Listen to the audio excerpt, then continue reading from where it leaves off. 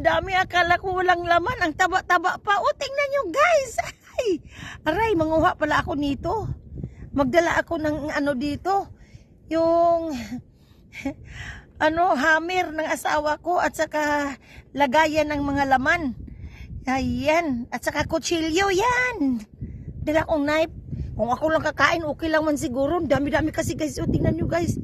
Ayan mga oyster yan guys. Ayan, hanggang doon, oyster yan, yan. Oh my goodness. Heaps of blessing, aray.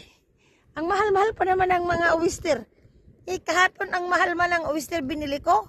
12 piraso, $42 o $41. Oh my God.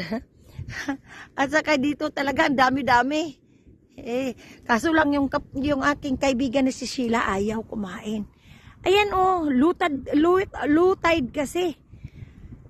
Ayan, tingnan nyo guys kung gaano siya kadami. Low tide kasi. Ayan dito. Ang daming oyster. Aray, mababalik ako doon. Magdala ako ng